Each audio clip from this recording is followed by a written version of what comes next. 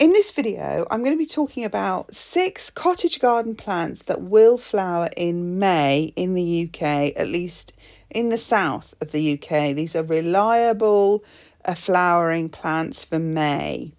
So I'm trying to think of my borders now through months, planning them through the months rather than the seasons.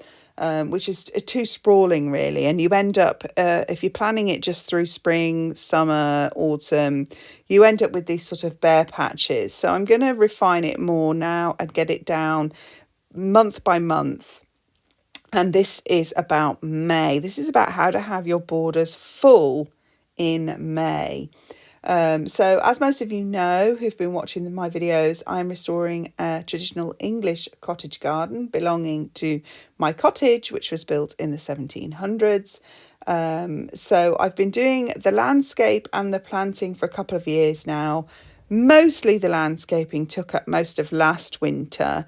So I've had quite a lot of steep learning curve and quite a lot of I still have quite a lot of learning to do with regards to the planting scheme, just to refine it. It's kind of still a little bit wild. Although we all have lots of flowers in the garden before May, we have the tulips and the daffodils, and some of those tulips obviously go into May. May is the first month where the cottage garden starts to look like it takes on that quintessentially English cottage garden appearance, with the tall flowering spires and, just full, where the border is full of flowers. May is the first month where that look is really achieved. So I wanted to make sure that next May, with a bit of planning, all my borders will be full and that they will have a coherence that I don't really have right now. So after noticing the sheer, I did a bit of research and I noticed there was a huge range of flowers that flower in May in the UK. So I started to get lots of ideas about what I wanted to plant, and I decided to take a trip to Small Hythe Place, which is a Tudor house owned and managed by the National Trust, and they happen to have a traditional English cottage garden. And if you want to see that whole video where I go around and talk about all the plants and name the plants, I'll link that below, or you can look at it in my playlists. But I took away quite a lot from that. I got some ideas for new plants, and I also got some ideas for sort of just formatting the planting scheme.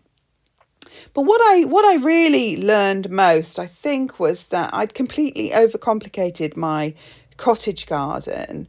I'm sort of just, I was just getting carried away with the idea of all these flowers that I could fill up these borders, but it wasn't a really properly structured approach. So I did achieve a lot of plants and flowers last year, a huge range as well, but I didn't feel satisfied because it didn't achieve the look that I wanted. And that was really just because of my lack of experience. So it was good to see the simplicity from Small Hythe of a more ordered cottage garden. It was much more simple. There were less plants that repeated throughout the garden, which of course is much more manageable than trying to handle the needs of an encyclopedic range of plants like I was trying to do. And that's why I really stick to just 6 in this video. Of course, you're welcome to do more, and of course, as your garden evolves, you could add more and refine it. But I thought, let's start with 6 absolute solid basics. And these are the ones I'm going to use, so these are by no means the ones you need to use, but I just thought I'm definitely going to be putting more of these in my garden. So my other takeaway, my 2 takeaways really was obviously less is more. So less plants, more repeating of the same plants. And that creates an impression of order as well as simplicity. You can actually manage the plants better if you have less less variety in a way, and it showcases them better also. If you have too many plants, it's very hard for the eye to work out what it's looking at, and some of those flowers could get lost in a sort of tangle, really. All right, so with all that in mind, bearing in mind the repeating and the small range of flowers I've decided that I'm going to use, I can really now plan for a showstopper May garden for next year. Just a quick note to say, these are just the ones for the flower beds. These are not shrubs, so I'm not talking about roses and peonies. Obviously, we can add those, but I'm going to do a separate video on flowering shrubs for the cottage garden. These are just for the beds. Yeah. All right, so what plants am I going to use? Well, let's start with the first one, which is, of course, alliums. So my favourite allium at the moment is Purple Sensation. I think they have a few of these at Small Hive, but they really showcase the white ones, which I do not have in my garden. I have had white ones in the past, but they were very short and I didn't really like them, because another feature of the cottage garden is tall borders. We don't want those bedding plants that hug the ground. That is absolutely not a cottage garden. Cottage garden is tall, blousy, spires, plants that really want to show off their wares. You don't want those bedding plants that you get in all the DIY stores and everything like that in bulk, and then all they do is hug the ground for the whole summer. That's not what we want. We want tall showstopper plants. And of course, alliums are magnificent for that. Now, alliums are great because you don't really need to worry about whether they're mid-border, back of the border, front of the border. And this, you can see this here in this Small Hive garden. What I really like about what they've done in this garden is they've grouped them together so they look like almost like chandeliers, you know, or just fireworks bursting out of the border between all the other plants, really catching your eye and creating an impression of much more flowers than actually is there. I mean, you can see there's quite a lot of bare ground here in this garden, but when you're looking, standing back and looking over the garden with all those alliums catching your eye, it looks amazing and full. So the great thing about alliums as well is the way that they self-seed, so that they will repeat flower for you every summer, every May. And then you can, you know, in autumn, if you took a picture of them, say for instance in when they're flowering in May, and then you can identify where they need digging up and rearranging in other parts of your garden, until eventually you have that repeat throughout your garden without really having to buy any more alliums.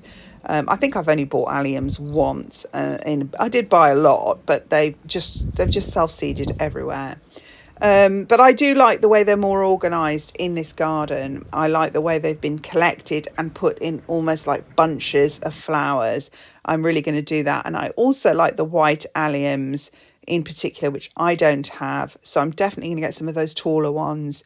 My favourite allium, purple allium, is Purple Sensation, because it is a much deeper purple. It has a really nice sort of fist-sized ball rather than a great big heavy large ball, which I don't find so attractive. And it's on a very long stem, just like the white ones you see here. It's very similar, but it's a very deep purple. And another interesting thing I saw with the alliums here, which I really liked, was these semicircular white ones that looked a little bit like the cow parsley, which were planted in the wild grasses and orchards and meadows. And I thought they looked absolutely beautiful. And they actually really would suit just self-seeding randomly. So that was a really nice little touch that I would never have thought of using alliums for. I may in fact even do those in my front garden like that. I thought they were very pretty. So alliums also very bee friendly. So, you know, if you think about a traditional English cottage garden, they were in existence long before we had all these potent toxic chemicals available in DIY stores. So there is absolutely no need to use these toxic chemicals. A really English cottage garden needs to be organic. it needs to attract the wildlife, and it needs the insects, bees, butterflies, and the birds when they're eating the insects, and the pests, because that's what they do. They don't want to be poisoned. There is an English cottage garden. The background should be the sound of bird chatter, lots of birds. That is how you know you're in a proper English cottage garden, because it's organic. There's birds, there's bees, and there's butterflies. And the alliums really attract the bees. A caution, though, is I've just recently realised that these Dutch suppliers, so I'm not saying all of them, but a lot of them use these particular chemicals on the bulbs, and this can actually negatively impact your bees for several years to come. And that would actually make a lot of sense, because I bought a lot of tulips and alliums a couple of years ago, and I did notice a complete reduction in the bees that I had last summer, and I was really quite upset about it. And I found out there is this, I forget what it's called, I'll put it on the screen when I find out. So if you can source organic bulbs, then so much the better. If you can't, or you're not willing to, these chemicals will disappear, but it does take between 2 to 4 years for them to disappear. So it's very concerning when you think everywhere you go now there's some poison being introduced to your food or your garden. I think we really need to work hard as gardeners to combat this terrible so-called progress. It really isn't, is it? Let's face it. So that's allium, self-seeding. Oh, and another thing I meant to say is, if you're in a city garden, alliums still look fantastic, because they will grow in containers, and they can look really smart in a city garden or a courtyard garden in a really nice terracotta container or something like that. So, and also, if you want to have more control over where your alliums are, you can just grow them in containers and then dot them around your borders where you want them when they're flowering in May. Right, that's alliums done. What's next? Okay, the next is not something you're going to see in this video where I was at Small Hive. This is one that I've discovered in my garden, and it's called Persicaria bistorta, and it's a pink poker plant, and it's absolutely beautiful because it will also grow in semi-shade, and it grows really fast. So if you are starting out with your cottage garden, then your bistorta pink pokers will grow fast and will thread through all your other plants. It's also happy in semi-shade, not completely deep shade, but it's happy in semi-shade. So if it's got other plants towering over it, or it's in a corner where it might only get a couple of hours of direct sunlight, it will be fine, and it will still come up beautifully. It will also divide very nicely so that you can achieve that repeating flower look around your garden. I divided mine for the first time last year, and I've got 2 pots of it, and it's really actually been magical the way it has now completely filled this one border here. So I'm definitely going to be repeating it throughout my other borders as time goes on. And as I say, it just grows so quickly that when you divide it and plant it out the next season, it'll be like it's almost always been there. So yeah, that's a great one. I don't know, I haven't seen it in any other garden, but I know when I googled it, because it was already in my garden and I used to dig it up, because when the leaves come up, they can look a little bit like dock leaves, or like a weed, if you don't know what it was. And I think I was just digging it up all the time, and then one year I didn't have time, and these pink pokers started to appear, and they don't come up obviously like pink pokers straight away. They come up like strange, they still look a little bit like a weed when they're first coming up, And then, of course, if you leave them, they just blossom into these lovely little furry pokers. And they're absolutely beautiful. The way they kind of weave through other plants, even plants with more dense foliage, they don't care. They are really nice on the colour palette. They look like they match well with the alliums and other May flowering plants, the whites and so on and so forth. The bees also love them, so another win for that one. And the leaves provide good ground cover as well, so you're not getting that bare soil. Even though you've got the pokers coming up, the leaves will also cover the soil, protect the soil from erosion, protect the insects, and it's just a great all-round plant. I thoroughly recommend it. So my third plant is foxgloves. So foxgloves, or digitalis, of course, take a little bit more thinking about, I guess, because you will have to plan each year for them, because they're biennial, which means they only flower every other year. There are some that claim to be first year flowering, so if you planted them from seed in the winter, they're supposed to flower that same summer. I don't know, I haven't really had much success with those.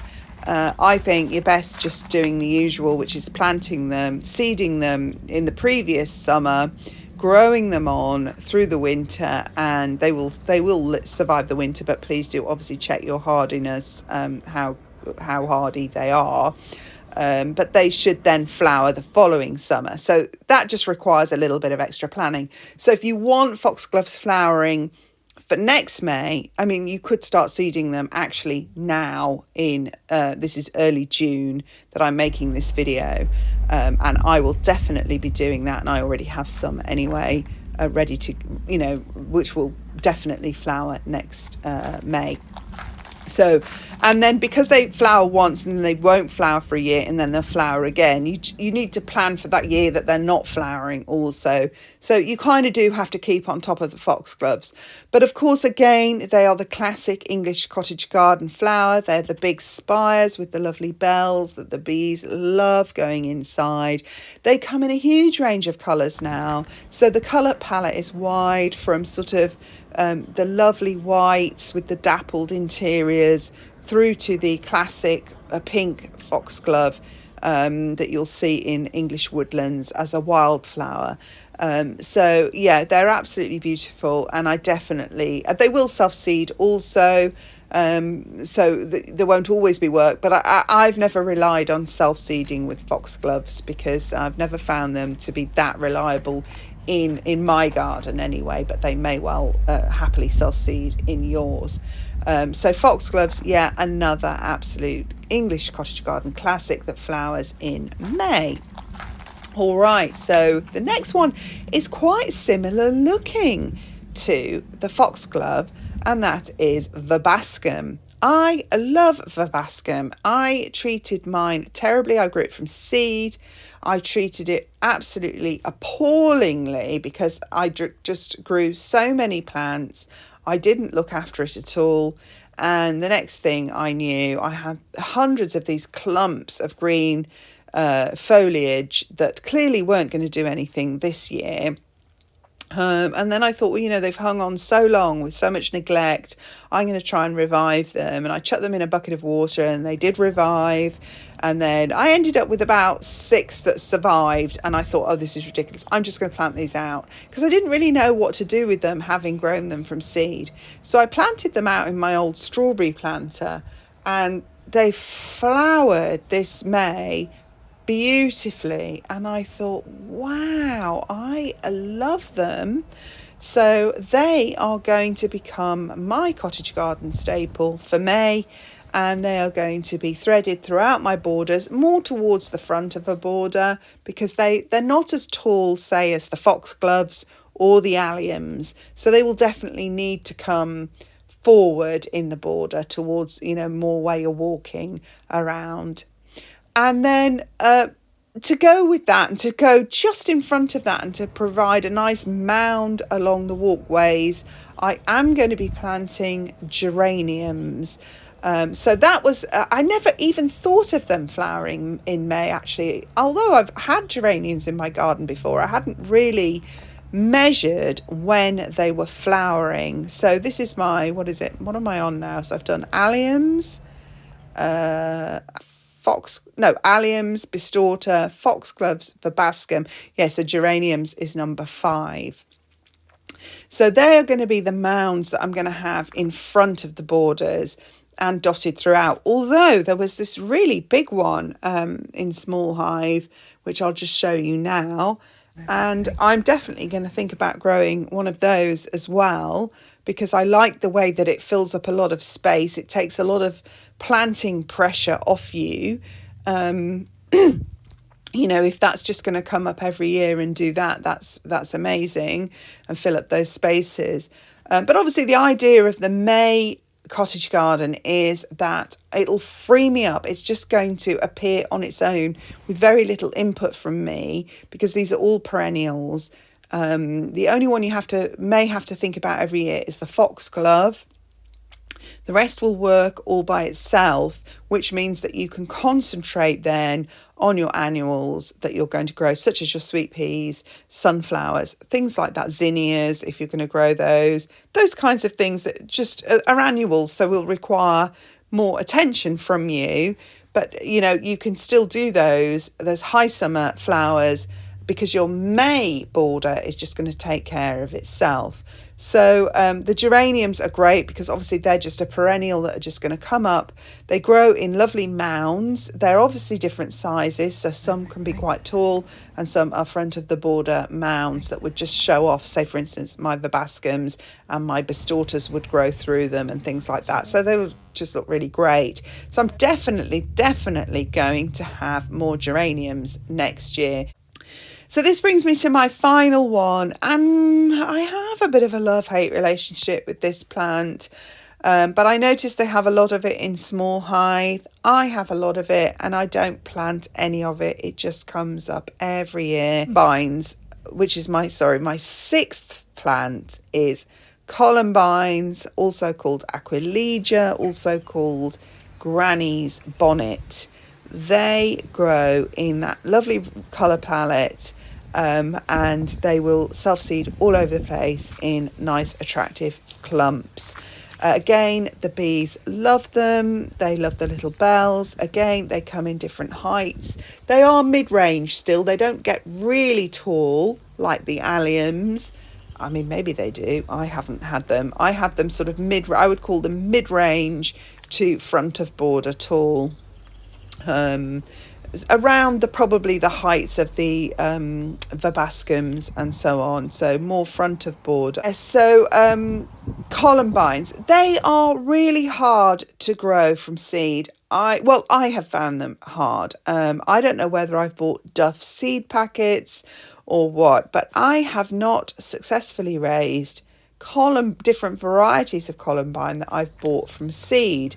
However, the columbines that I already had here, just aquilegias, granny's bonnets, just a reminder, they just grow like crazy in my garden. They self-seed themselves and they just grow all over the place. So I don't know what logic there is behind that they grow magically on their own in the garden, but when I try and introduce a new variety, forget it. They are not growing.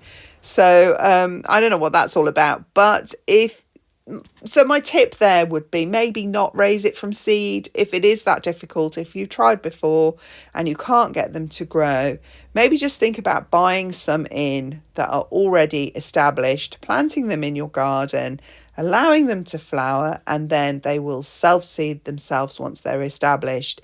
And that's probably an easier way to get them into your garden. They're going to be my sort of building blocks for my May borders. But of course, there's lots more that I haven't mentioned. There's the forget-me-nots, which I have in my garden everywhere. There are tulips that cross over into May. Mine in particular, I'm going to grow more of the Queen of the Night, because again, it's part of that colour palette.